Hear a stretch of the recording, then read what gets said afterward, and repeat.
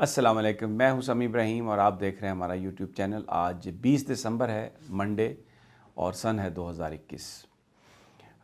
کے پی کے میں جو بلدیاتی اداروں کا الیکشن ہے اس کے نتائج آلموسٹ اب واضح ہو گئے ہیں،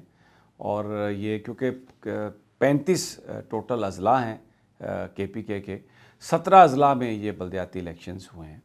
اور جو 18 اضلاع باقی ہیں ان میں شاید 15 یا 16 جنوری کو الیکشن ہوں گے۔ ابھی تک جو نتائج سامنے آئے ہیں اس نے حالانکہ کے پی کے میں تحریک انصاف کی حکومت تھی اور ایک بڑی بھرپور کیمپین بھی چلی، بالکل جو وزراء تھے جس میں علی امین گنڈا پور ہیں، پھر جس میں اسپیکر قومی اسمبلی اسد کیسر بھی شامل ہیں، ان کی تمام کی جو ویڈیوز آڈیوز آئیں جن میں وہ اپنے اختیارات کا بھرپور استعمال کر رہے تھے،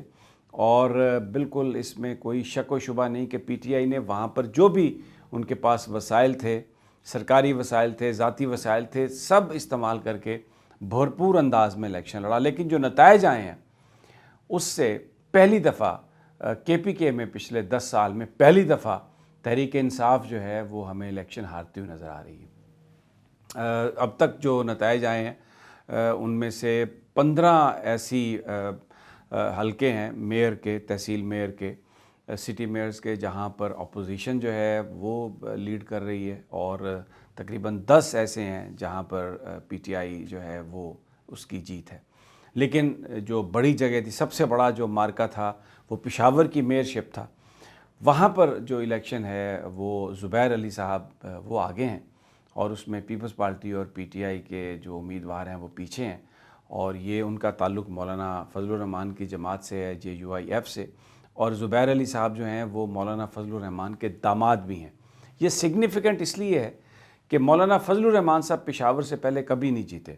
ایم ایم اے کے پلیٹ فارم سے وہ جیتے ہیں، مختلف الائنس بنا کے تو وہ ان کو جیت وہاں سے ملتی رہی ہے، لیکن صرف اکیلے ان کی جماعت اس کو یہ پہلی دفعہ کامیابی ہے۔ تو ابھی تک پہلے تو میں آپ کو تھوڑا سا یہ بتا دوں کہ جو بڑے بڑے تحریک انصاف کے بڑے لیڈر جو ہیں وہ اپنے اضلاع میں ہار رہے ہیں۔ علی امین گنڈا پور یہ وزیر امور کشمیر ہیں، اور گلگت بلتستان کے الیکشن میں بھی بہت آگے تھے، پھر آزاد کشمیر کے الیکشن میں بھی انہوں نے بہت کیمپین چلائی بھرپور انداز میں، اور کریڈٹ لیتے ہیں کہ میں جیتا، لیکن اپنی جو تحصیل ہے ان کی اس میں یہ الیکشن ان کا بھائی، جس کے لیے ایک ویڈیو بھی آئی تھی تقریر، اس میں انہوں نے کہا تھا کہ جس نے ووٹ نہ دیے، دیکھیں ہماری حکومت ہے صوبے میں اور وزیر بلدیات بھی ہمارا ہے، اگر میرا بھائی ہار گیا تو یہاں پر کوئی فنڈز میں نہیں دوں گا، اور وہ چلی بھی تھی ویڈیو، لیکن سوشل میڈیا پر وائرل ہوئی، لیکن علی امین گنڈا پور صاحب جو ہیں ان کے بھائی صاحب اپنی تحصیل میں الیکشن ہار رہے ہیں۔ پھر علی محمد خان صاحب یہ بھی اپنی تحصیل میں ان کا جو گروپ ہے یہ بھی الیکشن ہار رہا ہے۔ پھر آپ آ جائیں اسپیکر قومی اسمبلی اسد کیسر، ان کی جو وہ لاہور، ٹوپی اور زرڑ یہ ان کا علاقہ ہے، یہاں پر انہوں نے پیسے بھی کہا کہ ملیں گے، ترقیاتی فنڈز بھی ملیں گے، کیمپین بھی بڑی اچھی چلائی انہوں نے، اچھے بھلے انسان ہیں، لیکن بہرحال لوگوں نے ان کے علاقے کے لوگوں نے ان کو نہیں ووٹ دیے۔ سوابی میں بھی جو ترکئی خاندان ہے، شہرام ترکئی، ان کے جو چچا ہیں بلند اقبال، وہ الیکشن ہار گئے ہیں سوابی میں، یہ بہت بڑا سیٹ بیک ہے۔ البتہ جو وزیر دفاع ہیں پرویز خٹک صاحب نوشہرہ میں، ان کے جو صاحبزادے ہیں انہوں نے الیکشن جیتا ہے، اور ان کی ایک ویڈیو بھی چل رہی ہے بڑی فائرنگ کرتے ہوئے۔ اچھا، پھر اس کے علاوہ عمر ایوب صاحب جو ہیں، اب ہزارہ ڈویژن میں خاص طور پر جو ہری پور کا علاقہ ہے، اس میں ہزارہ میں ایک تو بابا حیدر زمان، ان کی جو ہزارہ تحریک تھی وہ بڑی پاپولر تھی، لیکن نون لیگ کا ہمیشہ سے یہ گڑھ رہا ہے، تو نون لیگ نے اپنی وہاں پر سپریمیسی برقرار رکھی ہے، اور ہری پور میں وہاں پر انہوں نے وہ جیتے ہیں الیکشن، اور عمر ایوب صاحب جو ہیں ان کی فیملی جو ہے، ان کا گروپ جو ہے وہ الیکشن ہار گیا۔ اچھا، اب شہر یار افریدی جو ہیں وہ بھی کیونکہ بنو کو ہارٹ سے ان کا تعلق ہے، وہاں پر وہ بھی اپنی یو سی جو ہے نا، ان کا گروپ جو ہے نا وہ الیکشن ہار رہے ہیں۔ ایک اور جو بات ہے، کل واقعہ ہوا یہ، اس پر بڑی میڈیا میں بڑی رپورٹ بھی ہوئی، وہ یہ تھی کہ جو وزیر تعلیم ہیں وفاقی، وزیر آئی ٹی ہیں غالباً، انفارمیشن وہ ٹیکنالوجی کے، ان کو شبلی فراز صاحب سائنس اینڈ ٹیکنالوجی کے جو وزیر ہیں شبلی فراز صاحب، یہ جب واپس آ رہے تھے کوہاٹ میں اپنے علاقے میں ووٹ ڈالنے کے بعد، تو یہ خبر آئی کہ ان پر حملہ ہوا ہے۔ میں نے تحقیق کی کہ حملہ کیا ہوا۔ پہلے تو یہ تاثر آیا کہ شاید کسی نے فائرنگ کی ہے اور ان کی جو گاڑی کے شیشے ٹوٹ گئے، ڈرائیور زخمی ہوا، اور شبلی فراز صاحب بھی یہ کہتے ہیں کہ فائرنگ ہوئی وہاں پر۔ ہو سکتا ہے کوئی ہوائی فائرنگ ہوئی ہو، میں ان کو جھٹلا نہیں رہا، سمجھدار آدمی ہیں، لیکن یہ در حقیقت ان کی گاڑی پر پتھراؤ ہوا۔ اور اب یہ کہتے ہیں جی کہ یہ وہ لوگ تھے جو وہاں پر جو مرجر ہوا، جو فاٹا کے ایریاز تھے، ان کو جب صوبائی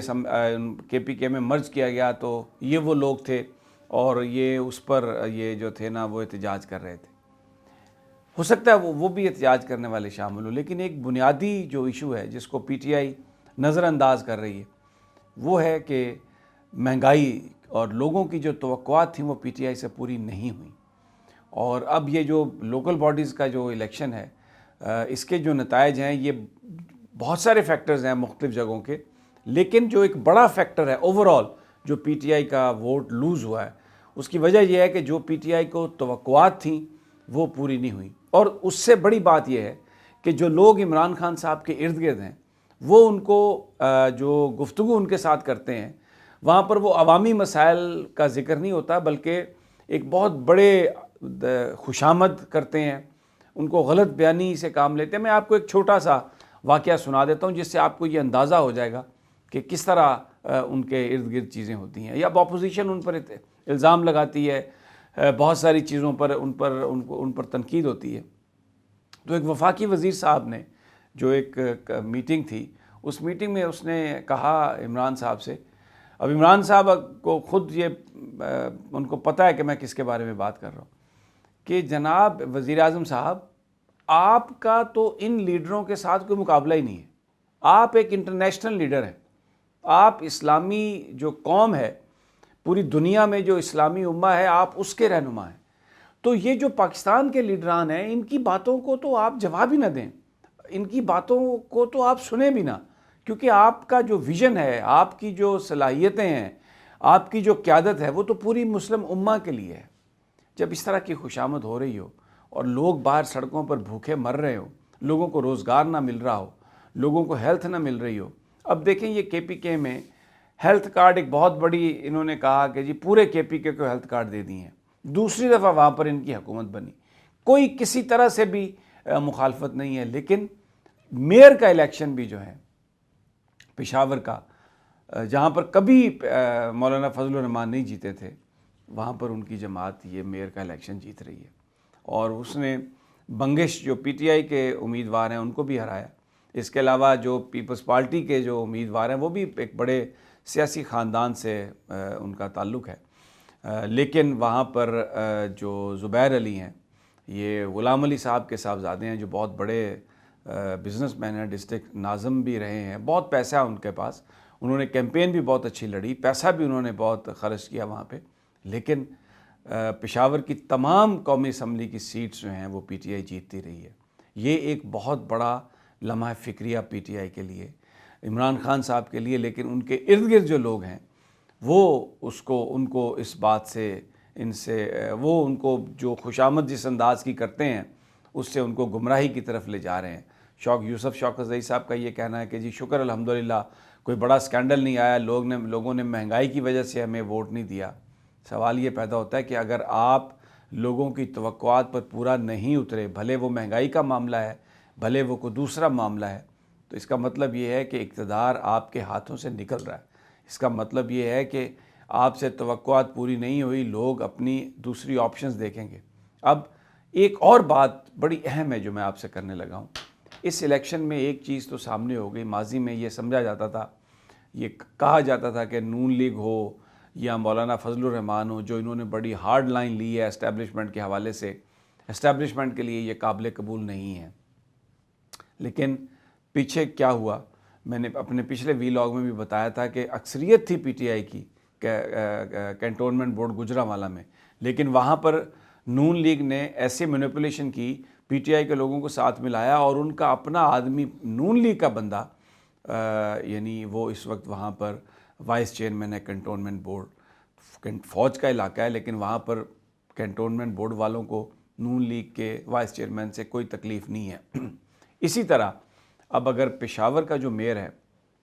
وہ مولانا فضل الرحمان کا داماد الیکٹ ہو رہا ہے اور پورے پروونس میں مولانا فضل الرحمان کی جو جماعت ہے وہ آگے جا رہی ہے اور 10 سے زیادہ انہوں نے جو نشستیں ہیں تحصیل میئر کی وہ جیت لی ہیں، تو اس کا مطلب یہ ہے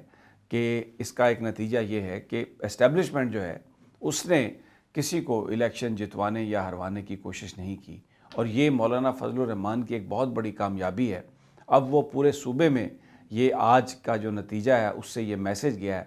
کہ اسٹیبلشمنٹ اس معاملے میں، الیکشنز کے معاملے میں بالکل ایسا لگ رہا ہے کہ وہ غیر جانبدار ہے، اور جو بھی الیکشن جیت کے آئے گا،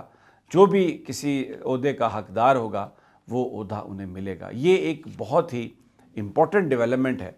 اور اس سے جو ایک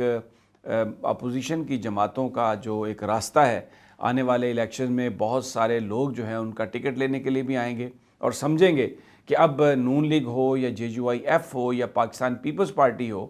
ان کا اسٹیبلشمنٹ سے کوئی ایسا جھگڑا نہیں ہے کہ وہاں پر وہ اگر الیکشن جیت رہے ہوں تو ان کو ہرانے کی کوشش کی جائے گی۔ KPK کے الیکشن میں مولانا فضل الرحمان کے داماد کا پشاور کے میئر کی نشست کے لیے الیکٹ ہونا اس بات کا سب سے بڑا ثبوت ہے کہ اسٹیبلشمنٹ جو ہے وہ نیوٹرل ہے۔ اور دیکھیں، ایک اور بات بھی بڑی ذہن میں رکھیں کہ اس وقت جو وہاں پر جو ہیرارکی ہے، جو ملٹری کی ہیرارکی ہے،